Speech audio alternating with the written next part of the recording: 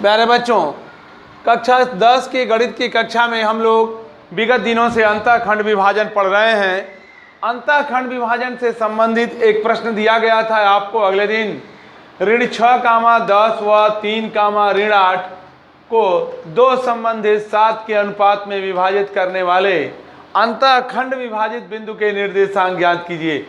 हम लोगों ने इसके लिए माना था, लगाए होंगे हम लोग सभी लोग, माना कि विभाजित बिंदु के निर्देशांक, विभाजित बिंदु के निर्देशांक क्या है? P, X, Y हैं। यही ना माने हम लोग, P, X, Y हैं। और हम लोगों ने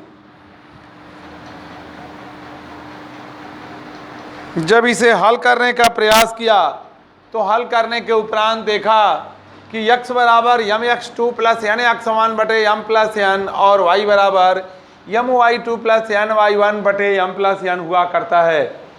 हम लोग यहाँ लगाते हैं x बराबर, लगाने से पहले हम लोग यहाँ x1, x2, y1, y2 और m और n का मान देख लेते हैं। सवाल में x1 है ऋण 6, x2 है 3, y1 है 10, y2 है ऋण 8, m का मान 2 और n का मान 3 है। इस प्रकार से हम यहाँ लिखते हैं 2 गुणे x2 माने 3 प्लस 3 गुणे x1 माने -6, क्या हो गया? यहाँ 7 गुणा करेंगे, 7 दो संबंधित 7 है तो हम यहाँ n का मान 7 था, 7 गुणे ऋण 6 बटा 2 धन 7 हो जाएगा। x की वैल्यू निकालने के लिए 3 दूना 6 करते हैं और -6 सते 42 हो जाता है। ये ऋण चिन्ह इसको ऋण बना देता है, बटा होता है 7 दू 9। x बराबर हो जाता है 42 में से 6 घट जाता है, कितना हो जाएगा? 36, ऋण 36 हो जाता है और 9 चौके 36, यानी x की वैल्यू ऋण 4 प्राप्त हो जाती है। x की वैल्यू यहाँ ऋण 4। इसी प्रकार हम y की वैल्यू निकालें तो y बराबर my2, m माने 2, y2 माने -8 प्लस n 7 गुणे n का मान है y1 का मान है 10 अब बटा 2 धन 3। देखिए आगे चलते हैं, y बराबर -16 प्लस 10 सते 70 हो जाता है, बटे यहाँ बार बार 7 9 3 लिखा जा रहा है। y बराबर हम लोग घटाते हैं, 10 में से 6 गया 4 हो जाता है, 6 बच में से 1 गया 5 हो जाता है, 54 बटा 9। y बराबर 9 छके 54 होता है, y की वैल्यू 6 हो जाती है। जब y की वैल्यू 6 हो जाती है तो हम लोग यहाँ आंसर लिखते हैं, विभाजित बिंदु के निर्देशांक, विभाजित बिंदु के निर्देशांक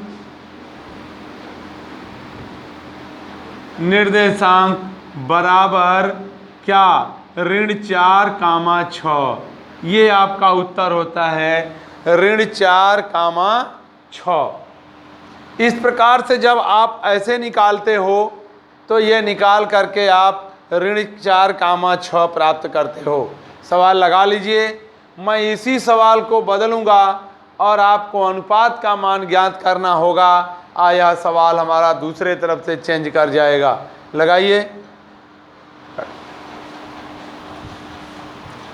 देखिए ध्यान से। अब मैं एक इसी सवाल पर आधारित एक इसी का ठीक विपरीत सवाल बोलने जा रहा हूं, जिसमें आपको अनुपात का मान ज्ञात करना होगा। बहुत ही इंपॉर्टेंट क्वेश्चन होगा परीक्षा के पॉइंट ऑफ व्यू से, प्रत्येक वर्ष पूछा जाने वाला वह क्वेश्चन है। क्वेश्चन को लिखिए, बिंदु ऋण 6, 10 व 3, ऋण 8 3 कामा ऋण 8 को किस अनुपात में विभाजित किया जाए कि विभाजित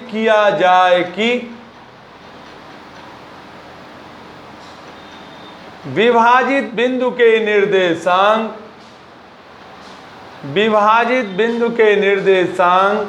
ऋण 4 कामा 6 प्राप्त हो जाएं। विभाजित बिंदु के निर्देशांक ऋण 4 कामा 6 ज्ञात हो जाएं। आइए देखते हैं हम लोग प्रश्न पर। प्रश्नानुसार हमको ज्ञात है, सवाल को ध्यान से देखिए, लगाने का काम बाद में। ज्ञात है प्रश्नानुसार क्या दिया गया है भैया, x1 बराबर है ऋण 6, y1 बराबर है 10, x2 बराबर है 3 और y2 बराबर है ऋण 8। यम का मान और यन का मान मालूम नहीं है। आ जाइए आगे। यक्स का मान है ऋण 4 और y का मान है 6। ये चीज़ आपको दी गई है। यम और यन की वैल्यू हमको प्राप्त करनी है। यम और यन की वैल्यू को प्राप्त करने के लिए हम किसी एक सूत्र का सहारा लेंगे, सवाल निकल बाहर आ जाएगा। आप देखो सूत्रानुसार, सूत्र हमारा एक है क्या, यक्स बराबर यम x2 प्लस यन x1 बटैया यम प्लस यन। प्यारे बच्चों, इनके मानों को आप पुट करो। यहाँ देखो यक्स है, x1 है, x2 है। आप यक्स का मान रखो ऋण 4, यम का मान यम रहने दो, x2 का मान रखो 3 प्लस यन का मान रखो यन, x1 का मान रखो ऋण 6 बटा यम प्लस यन। तिरिया गुणा कर लो तो ऋण 4 कोष्ठ में यम प्लस यन बराबर होगा 3 यम माइनस 6 यन। अब आप यहाँ आ जाओ, इनको खोल दो तो ऋण 4 यन बराबर, यहाँ देखो 3 यम और ऋण 6 यन। यम को इधर ला दो, यन को उधर कर दो।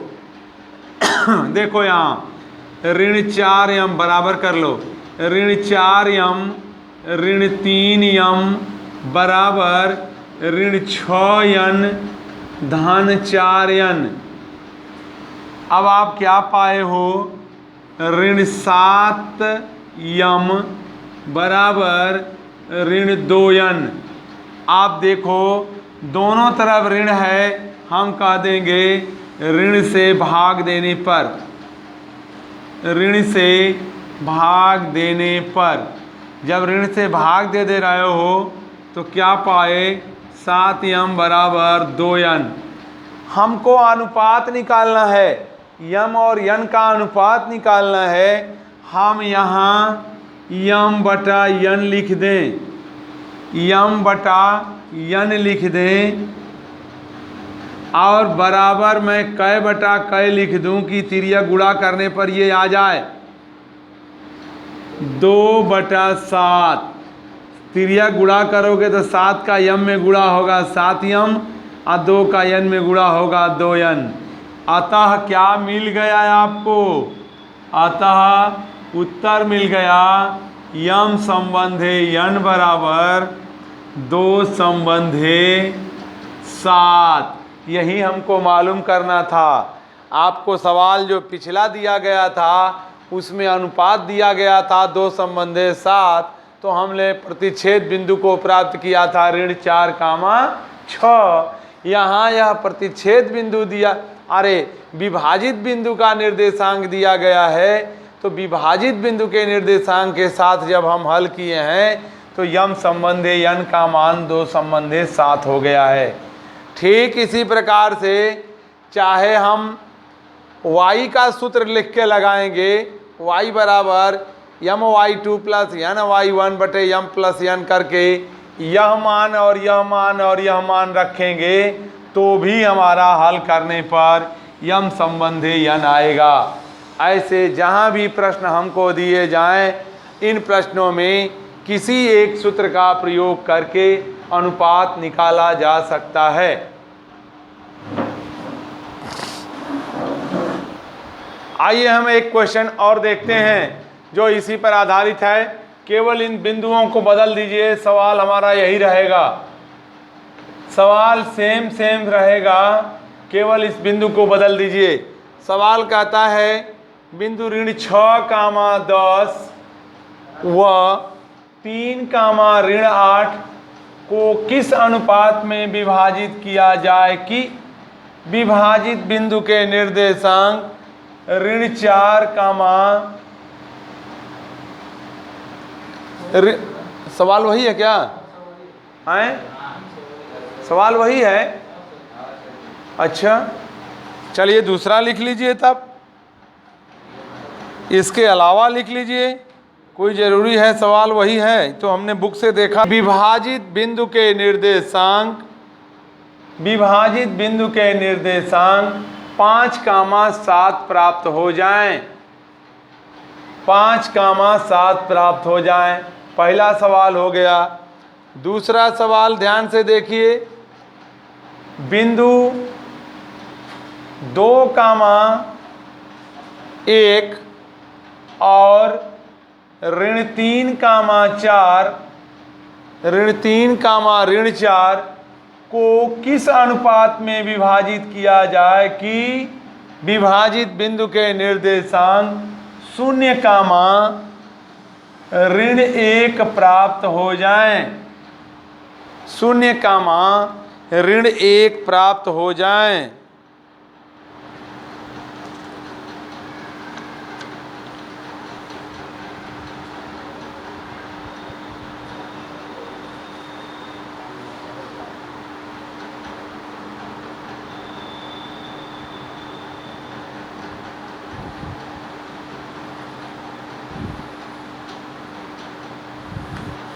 एक तीसरा सवाल भी आप इसी पर आधारित लिख लीजिए, जिसे हम लोग लगाएंगे घर पे। तो ऋण 3, 10 बिंदु ऋण 3, 10 और 6, ऋण 8 को मिलाने वाला रेखाखंड किस अनुपात में विभाजित किया जाए कि विभाजित बिंदु के निर्देशांक ऋण 1, 6 प्राप्त हो जाएं। मिलाने वाला रेखाखंड ऋण 1, 6 प्राप्त हो जाएं। ये 3 आपके सवाल हैं जो अभी हमने जैसा बताया है उसी हिसाब से ये लगाए जाएंगे। मुझे उम्मीद है आप ये तीनों सवाल लिख चुके होंगे। अब आइए हम एक आपको नए सूत्र की ओर ले चलते हैं जो इसी का समकक्ष, इसी का जुड़वां भाई है, जो दूसरी तरह से सूत्र का तरीका, लगाने का तरीका तो यही है, लेकिन थोड़ा सा हम परिवर्तन सूत्र में करेंगे। वाह्यतः विभाजन, वाह्यतः विभाजन। प्यारे बच्चों, वाह्यतः विभाजन के लिए हम अगर कोई बिंदु A और B लेते हैं जिनके निर्देशांक x1 और y1 हैं, x2 और y2 हैं, और इसके बाहर कोई बिंदु P है जिसका निर्देशांक x, y है, जो यम संबंधी n के अनुपात में वाह्यता विभाजित कर रहा है। वाह्यता विभाजित करने के लिए केवल हमें सूत्रों में परिवर्तन करने हैं। वाह्यता विभाजन के लिए इस यक्ष का मान प्राप्त करने के लिए यम यक्ष 2 माइनस यन यक्ष 1 बटा यम माइनस यन और y बराबर होता है यम वाई 2 माइनस यन वाई 1 बटा यम माइनस यन। ये हमारे दो सूत्र होते हैं वाह्यता खंड विभाजन के लिए। वाह्यता विभाजन के लिए हम इन वाह्यता विभाजन के सवाल को, इस वाह्यता विभाजन के सवाल को हम इस पर लगाते हैं। आइए हम देखते हैं कोई वाह्यता विभाजन पर आधारित अगर आपके बुक्स में सवाल दिए गए हों तो उन्हें भी लगाया जाएगा। सूत्र को नोट कर लीजिए। तब तक मैं वाह्यता विभाजन पर आधारित प्रश्न को देख रहा हूं।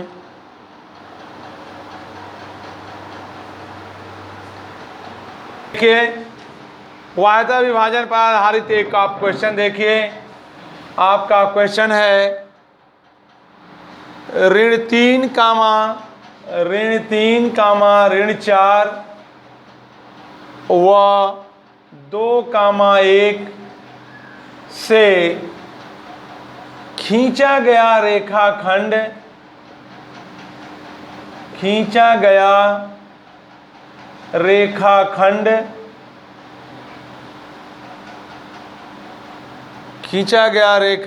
को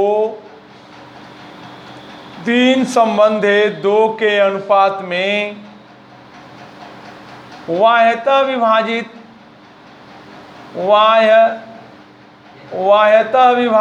करने वाले बिंदु के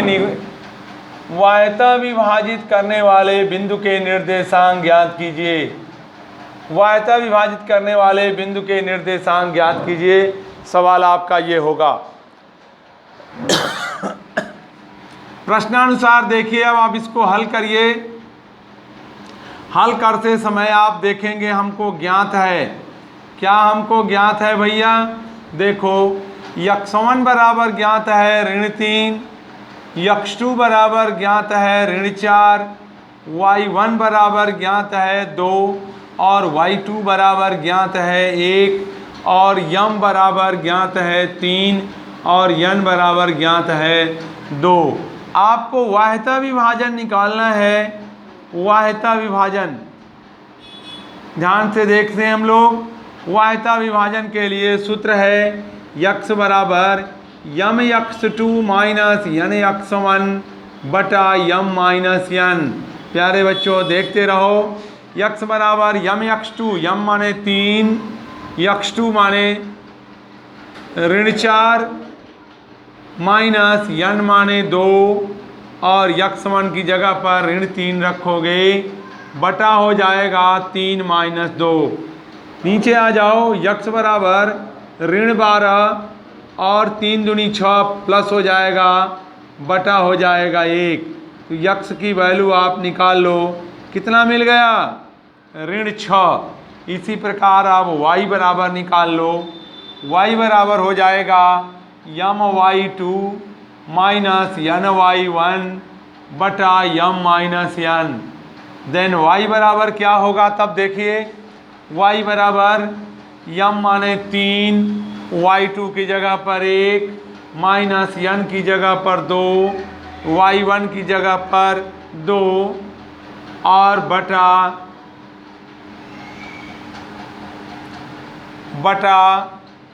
3 माइनस 2। क्या माए? 3 1 के 3 हुआ, 2 दूना 4 हुआ बटा नीचे 1 हुआ। y बराबर हुआ ऋण 1 बटा 1। देन y बराबर आ गया ऋण 1। इस प्रकार हमारा ये आंसर बना। इनके विभाजित बिंदु के निर्देशांक बने ऋण 6 कामा ऋण 1। ऋण 6 कामा ऋण 1। देखिए ऋण 6 कामा ऋण 1। इस प्रकार से अपने बुक से किताबों को ढूंढ लीजिए। किताब में से ऐसे प्रश्न आपको मिलेंगे ढेर सारे सवाल मिलेंगे, लगाएंगे और इसके आगे हम लोग अगले दिन देखेंगे।